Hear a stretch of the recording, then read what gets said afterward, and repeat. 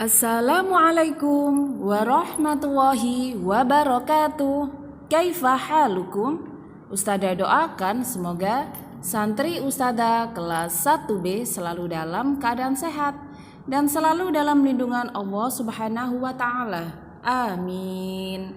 Alhamdulillah, hari ini kita akan belajar sejarah kebudayaan Islam kembali bersama Ustadzah.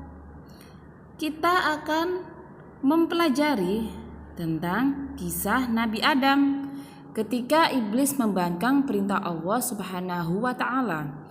Nah, minggu kemarin kita sudah belajar penciptaan Nabi Adam. Masih ingat anak-anak? Allah menciptakan bumi dan gunung-gunung. Allah juga menciptakan lautan dan isinya. Allah juga menciptakan langit, matahari, bulan dan bintang. Setelah itu Allah menciptakan manusia. Nah, manusia pertama yang diciptakan oleh Allah Subhanahu wa taala adalah Nabi Adam alaihi salam. Nabi Adam adalah manusia pertama yang diciptakan Allah Subhanahu wa taala. Seperti yang sudah tertulis di dalam Al-Qur'an surat Al-Baqarah ayat 30 yang sudah kita pelajari minggu kemarin. Nah, hari ini kita akan melanjutkan pembelajaran tentang Nabi Adam kembali. Namun kita akan mengetahui kenapa iblis membangkang perintah Allah Subhanahu wa taala.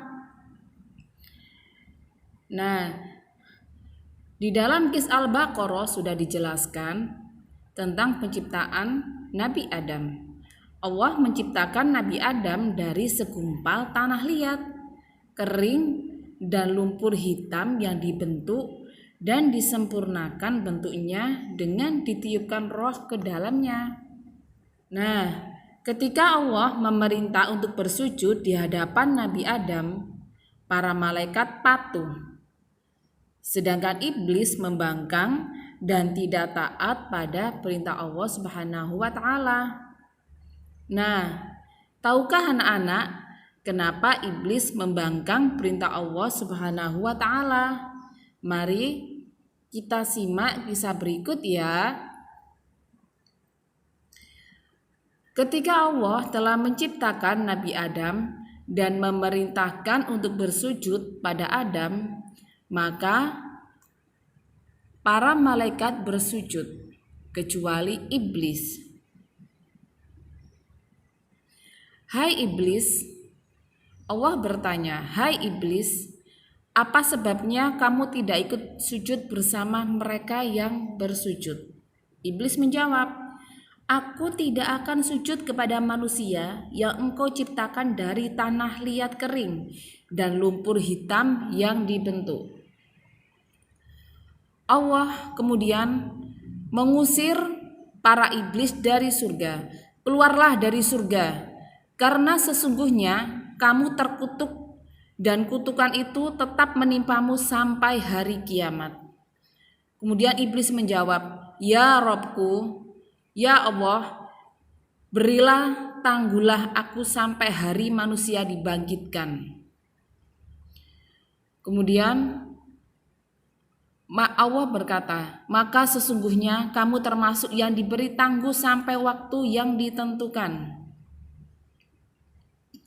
Nah, tahukah kalian, Nabi Adam diciptakan dari tanah liat, sedangkan iblis diciptakan dari api.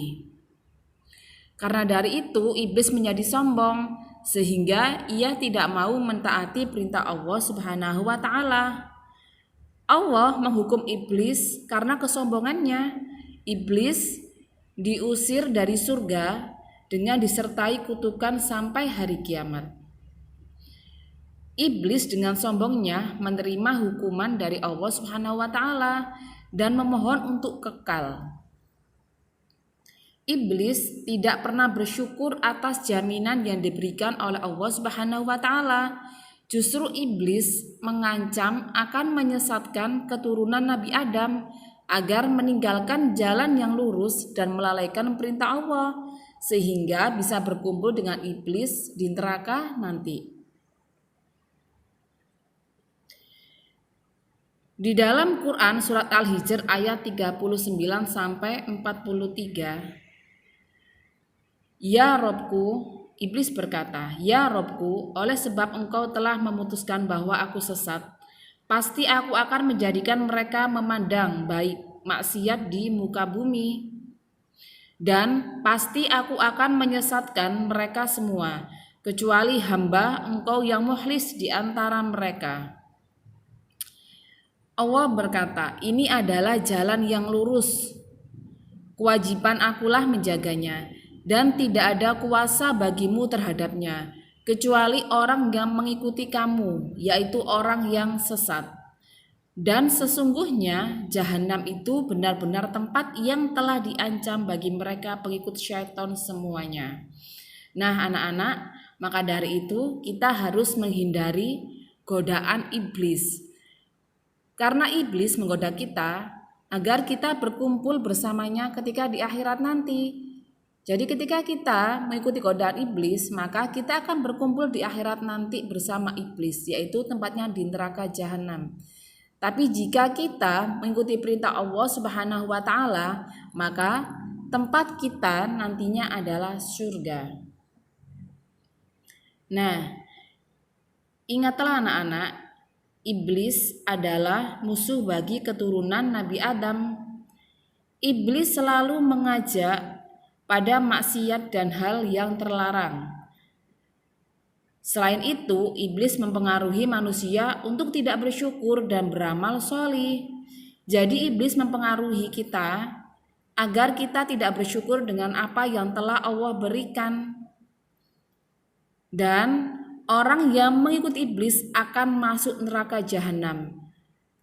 Jadi anak-anak, semoga kita nanti bisa bertemu di akhirat, di surganya Allah. Jadi bagaimana kunci masuk surga? Yaitu mengikuti perintah Allah dan menjauhi larangannya, termasuk kita menjauhi godaan iblis. Nah, hikmah dari pelajaran kita hari ini adalah janganlah kita sombong, karena segala sesuatu adalah milik Allah Subhanahu wa taala. Kesombongan mengakibatkan pada kerugian. Maka dari itu, taat dan patuhlah kepada Allah Subhanahu wa taala yang telah menciptakan kita. Alhamdulillah, hari ini kita sudah belajar kisah Nabi Adam. Semoga yang sudah kita pelajari menjadi ilmu yang bermanfaat. Amin. Semoga anak-anak Ustadzah kelas 1B selalu semangat dalam belajar dan terus berusaha menjadi yang terbaik. Amin. Barakallahu fikum anak-anak sholih Ustadzah kelas 1B. Ustadzah akhiri. Wassalamualaikum warahmatullahi wabarakatuh.